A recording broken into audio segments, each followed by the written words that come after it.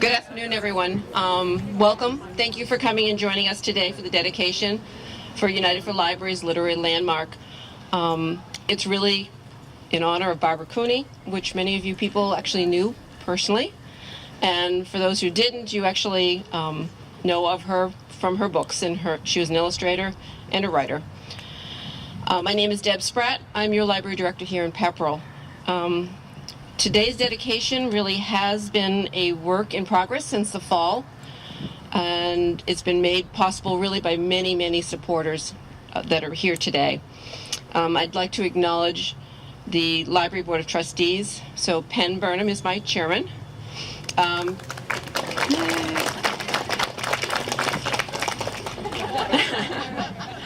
Also known as a townie. Carol Case could not be with us. Her mom's not well, but she is the vice chair. Ramona Reed is here. She is our secretary. And then there's Lynn Warwick, Fred Cobbs. I don't know where Fred's hiding. There he is. And Bob Kowalski. I'm not sure that he could make it today, but I want to thank you all. It really is the trustees who made this come to reality too. They have to give the seal of approval for this type of thing. So this was huge, and we're very pleased to be doing this today. Our first speaker today will be Lynn Warwick, who is our trustee, and she's going to read a few things to you. Quite a lot of bugs around the street. Thank you for joining us today for the dedication of this United for Libraries Literary Landmark in honor of Miss Barbara Cooney. She joins a distinguished list of authors who have been similarly recognized by the communities they lived in. Generations of families in Pepperell have been enriched by Miss Cooney's life and work. For some of us, her presence and involvement in Pepperell is a cherished memory. For all of us, there is the continued enjoyment of her over 100 children's books. Miss Cooney's stories never condescended to children. Her illustrations and stories embody a heartwarming blend of folk art and fine detail. She featured our beautiful Lawrence Library in her book, Miss Rumphius, for which she received both the American and National Book Awards. Her genuine interest in the library was reflected in her 12 years of service as a trustee and in the many times that she graciously welcomed the public to book signings held here. We are honored that Miss Cooney's daughter, Phoebe Porter, is able to join us and thank her for being here. Is she here? Here she is. Welcome. We would like to thank the many people who have made this dedication possible. Shannon Britton, who discovered and applied for the Literary Landmark designation. Our director, Deb Spratt. Tina McAvoy with a camera somewhere. She's hiding. She's in the bushes. She's in the bushes over there. And the rest of the staff who brought the many pieces together. The Friends of the Library who funded the plaque mounting and the lupine garden. This is a very little lupine garden. You can't see them yet. Diane Temple and Deb Fountain who planted the garden. The trustees who funded the plaque, and Peter Shattuck and the DPW who helped Deb locate the rock and moved it to the library. And of course, we thank Barbara Cooney herself. The Literary Landmark recognizes Miss Cooney's significance to Pepperell. The Lawrence Library is now the 6th literary landmark in Massachusetts. This landmark will undoubtedly encourage our library's young patrons to discover her work for the first time, and those of an older generation to revisit it. And most certainly, it recognizes Miss Rumphius's love of lupine flowers and heeds her admonition that you must do something to make the world more beautiful, something we endeavor to do each day at the Lawrence Library for the community of Pepperell. Thank you.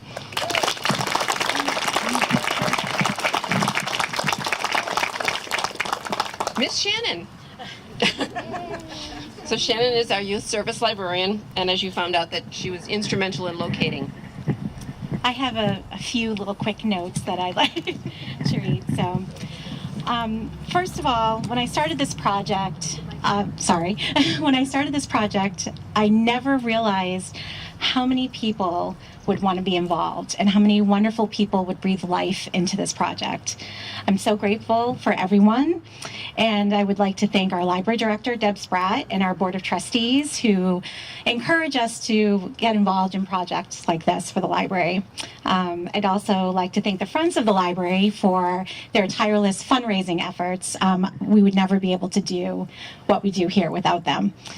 I would also like to thank Barbara Cooney because of her wonderful book. Every time I go to a youth services meeting and I say, "Hi, I'm Shannon from the Lawrence Library in Pepperell," I always get, "Oh, you work at Miss Rumphius's library." So a lot of people are jealous of me, which is nice. So I just wanted to thank everyone for coming out today, and I'd like to encourage you to enjoy our Miss Rumphius story walk that we've set up for you in our nature trail. So thanks again for coming, everyone.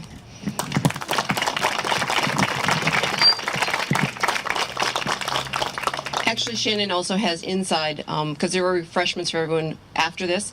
Upstairs, there's packets of seeds. We opted not to do lupin because that is poisonous. So we've actually done sunflower seeds that are safe for children.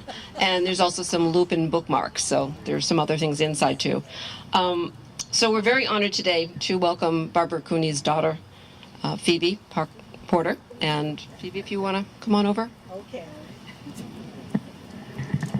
Well, I have nothing formal planned to say, but I have to say that my mother, Barbara Cooney Porter, I say Porter because she was the wife of Dr. Porter, who worked here for 40 years in Pepperell and was one of the two town doctors. And she dedicated a lot of her life to bringing up her 4 children here in Pepperell. And the Lawrence Library was a really important part of our cultural life. I know that Peggy Jastrab and Jojo and Joanne Jastrab and many of my young friends in Pepperell, we all went to the library to take out books. And my mother was very involved with the Friends of the Lawrence Library. I believe she even gave some of her scratchboard illustrations to be sold to make money for the library. She gave of her books, of her time. And at one point, I know she even picked out the color of the walls. It was a sort of a strange robin's egg blue, but I guess it was very typical of the period. In any case, she would be so touched to know that the Lawrence Library, which she loved, largely for its beautiful architecture, but also for the treasure trove of books that it contains, is now a literary landmark in her honor. What else can I say? I have a little present for the library. Excuse me, I'm sorry. It's my translation of Miss Rumphius into Spanish. I'm a Spanish professor at Smith College, and so I don't know if you have it already. La Señorita Rumfio is what I called it. And it's all in Spanish, and for those of you studying Spanish, for the children who are studying Spanish, for the Hispanic people who've come to live here, you now have it in Spanish. I wrote a little dedication to you. And I thought, if you could hold this for me for 1 minute, I would talk about a couple of autobiographical details of Miss Rumphius, who I'm sure many of you have read to your children, grandchildren, etc. Well, these are some cards for you. Just a few details. I won't go on too long. The dedication is to St. Nicholas, my mother's favorite saint. My mother wasn't Catholic, but she really loved St. Nicholas, patron saint of virgin women, sailors, and children. And she fell in love with St. Nicholas in Greece. We took some great trips to Greece together, and he was a very important saint for her. The opening page is in Brooklyn. My mother was born in Brooklyn, as were many of her relatives, and there are quite a few autobiographical details. I'll just go very fast. This was this man who created the figureheads for boats and the cigar-stored statues of the Indian chiefs, was my great-great-grandfather. And my great-grandmother really did paint in the skies of his paintings, because this was a time when people wanted to have real artwork on their walls of sailboats and things. And so my great-grandmother did paint in the skies for my great-great-grandfather. A lot of these things, you can't make them up, so that's why they're... I'm moving along as fast as I can. Here, of course, is the Lawrence Library. Yay! My mother loved Victorian buildings, and you will notice she often locates her books in Victorian period. She loved the clothing of the period, the architecture, etc. So there we have our library. And I don't know if you still have a lot of taxidermy in there, but there were a lot of stuffed birds when I was a kid. And so she has them all over the place here. And I love the fact she has the dog. Oh, the dog in the library, but I didn't remember that was allowed. It is. Now. Comfort animals are really in.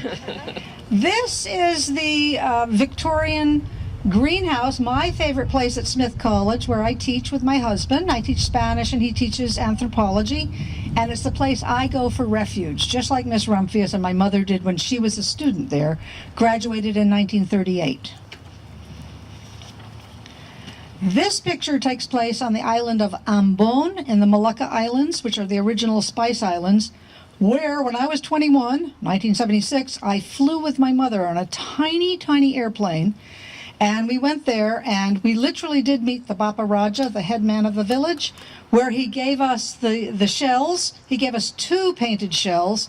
I tried to find one last night to bring to you all. Couldn't find it. It's lost somewhere in the basement. But anyway, this is all based on reality. The children who followed us around on the beaches, they had their pet monkeys and cockatoos, and the Bapa Raja really did invite us in for coconut milk in his home. This one here takes place in Tunisia on the island of Djerba, the original island of the Lotus Eaters, where my mother and I did travel when I was younger, about 18 or 19.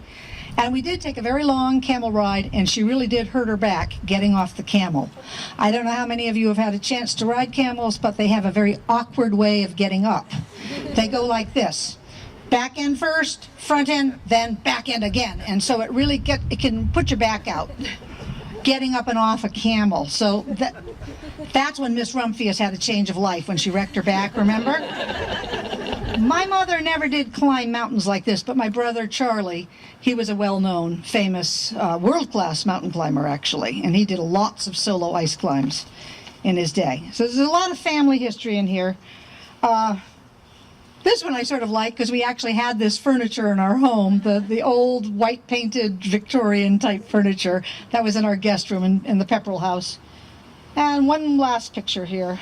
Oh yes, for those of you who know Maine, like Jojo, who lived there for a long time, this would be the view from Jojo's house, actually, in her original house in Newcastle, looking over Damerscotta, and that would be the church in Newcastle, right? Whoa, where's the church? Right there. And this is Damerscotta, Maine, where my mother ended up, a little like Miss Rumphius on the coast of Maine.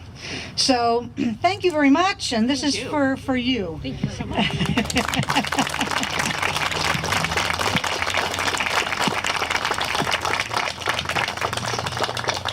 So next, I'd like to welcome Becky Hamlin Pine, and she is the granddaughter of the real Lupin lady, Hilda Hamlin. She was a good friend of Barbara Cooney's, and so I'm going to let Becky give us a little more insight into that part of it.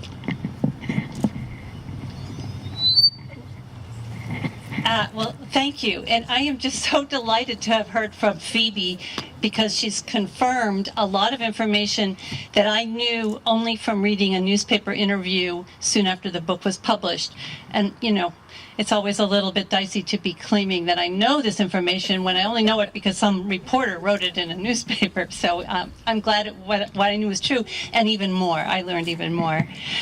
So as Phoebe said, the book has a lot of autobiographical references, but it's actually has another significant root, which is another woman, and that woman was my grandmother, Hilda Hamlin, who was known in her summer community not far from Damerscotta for throwing lupin seeds around as she walked.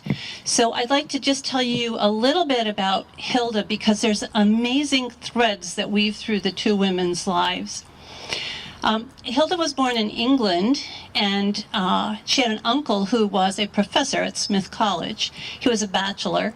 He built a cottage by the sea in 1903, and he spent the first summer there and was very lonely. He wrote to his sister in England, who was married, and they had 6 children, or not. The last 2, who were twins, hadn't quite arrived, but I think that they were on the way, and not a whole lot of money. So he suggested that the oldest child, who was Hilda, should come and spend the summer with him and go back to Northampton and go to high school for 1 year and spend another summer and then go back to England. So Hilda, at age 15, came by herself and had a bit of difficulty adjusting to living with a crotchety bachelor classics professor on the coast of Maine, where there weren't a whole lot of other people around. But eventually she got used to it, she loved it, and essentially she never returned to England to live, although she did frequently travel back to visit her family. So she stayed on, she went to Smith herself, she got married, she had 3 sons, and after 10 years she got divorced. She went back to Smith to work. And meanwhile, she kept going to this cottage with her uncle every summer. Sometimes when she had 3 little kids, she rented a different place. She inherited the cottage when he died, and she continued living in Northampton for all of her life. And she worked in a job that we don't have anymore in colleges. She was called a reader. It's work that normally now I think graduate student assistants do, but she would attend a class and she would grade papers for the professor. She had to read the exams. He would give her some guidance about how to grade them.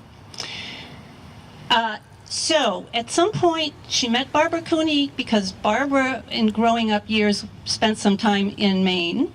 And then she met Barbara Cooney when Barbara herself was a student at Smith in taking an art class that my grandmother was the reader for. So they connected. They, knew each other. Years later, when Barbara and her husband were going to build a cottage in Maine themselves, she commented to a builder about how many lupins there were around this place. And he said, well, there's this lady, I'm not sure he would have said crazy lady, but it's entirely possible, who lives in Christmas Cove, who spreads lupin seeds all around. She had become somewhat famous because my grandmother had a friend who wrote an article for Yankee magazine, I think it was called The Lupin Lady, about how she spread lupins. So she got a little bit famous in the area. The builder knew about her. He told Barbara that was the lupins, and she somehow put it together that, oh, this is the woman that she had known years ago at Smith College.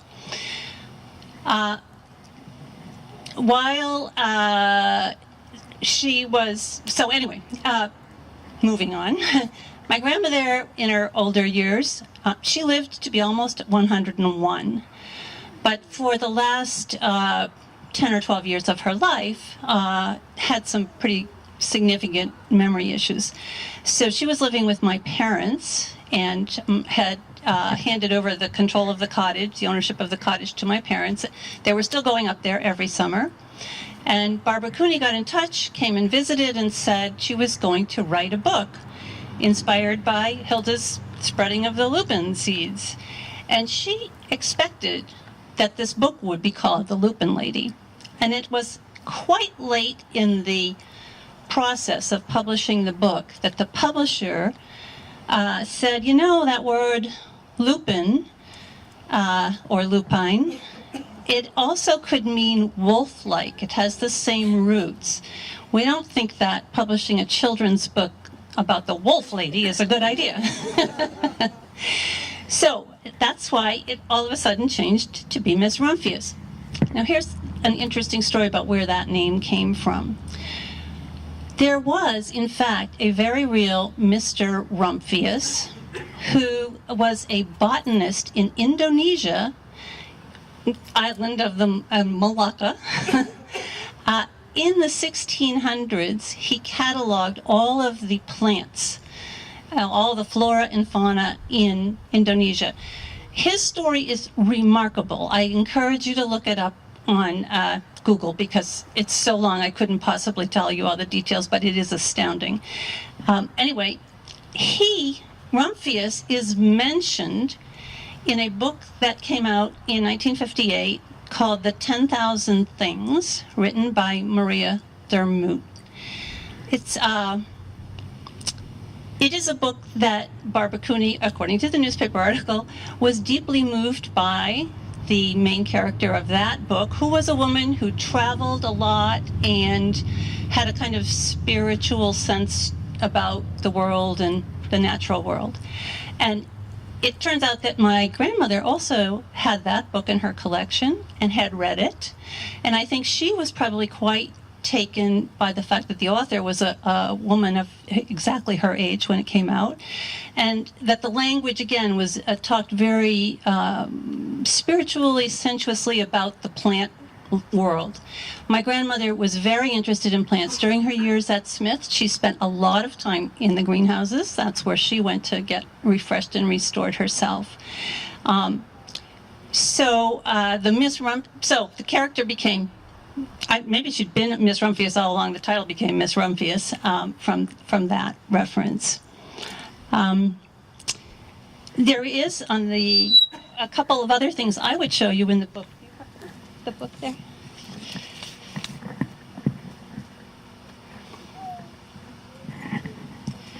Right, the last picture, right, is where you were. Yeah, well, first I want to say. So in this picture, this old lady here looks very much like my grandmother did at the time that the book came out. So much so that my 3-year-old daughter was looking through it soon after it was published, and she called me. She said, "Mommy, there's a picture of Granny Hilda in this book." You can also see, if you look carefully on this page, one of the little boys is wearing a T-shirt that says Damariscotta. And let's go to the end. Oh, now I'll look at this one first. Maybe not. So I learned from the newspaper interview, Barbara said the children are depicted running with lupins because when you pick lupins, you have to get them quickly into water or they will wilt. And by the way, there were always lupins in my family, so that's the pronunciation I've used. I think lupine is also correct. Then on this very last page, there's just a picture of a lupin, and it says, "With thanks to Hilda." As I said, my grandmother had pretty significant memory issues, and by the time the book was published, although I could share with Phoebe, we do have a copy of the thank you letter that my grandmother wrote to your mother after it was published. My grandmother spent a lot of time in her life reading and writing letters. She wrote tons and tons of letters. So I think this is really the story of two women who did make the world more beautiful. Thank you.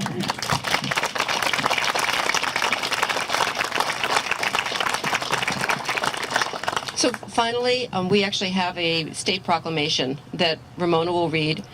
And after that, please join us in the art gallery. I think I just got a name fly. Thank you. Before I start, could I please have a hand of applause for both our two guest speakers? That was lovely to hear the history, and it really made this event extra special. Thank you so much. So, I have a proclamation from the Massachusetts House of Representatives.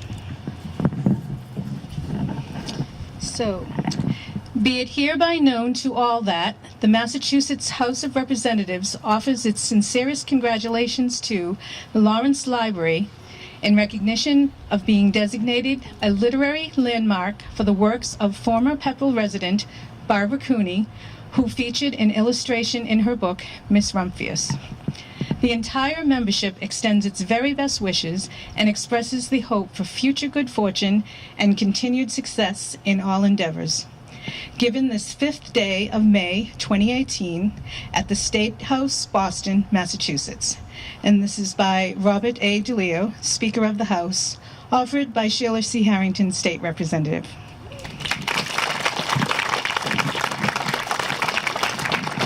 So thank you. We're not done. Please come upstairs. We have all kinds of refreshments.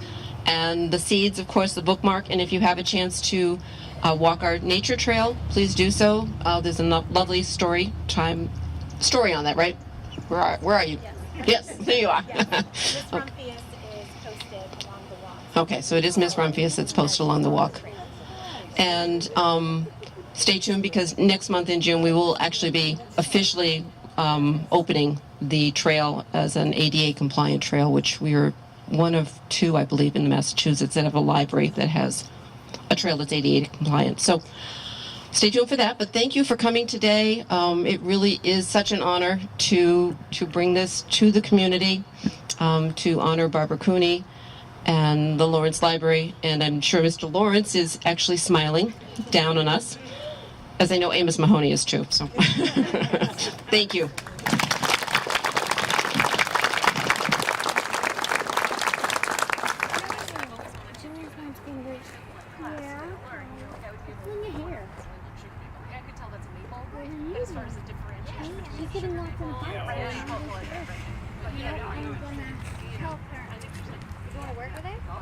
Where's she working? Yeah, the bark, when they finally labeled it, Are you gonna go there? bark is so different. So yeah, part of that whole thing is the tactile. Yeah, that's experience, great. so. And you know what? That's going to be great for anyone else who has sensory things. Yes, yes. Good. Awesome. Thank you very much. Thanks. Is that a French fruit? Yes, I think that is called a fringe. I got one. Bye. I bought 2 of those small so that I could put them in my yard. I just haven't ever seen them fall. So it will actually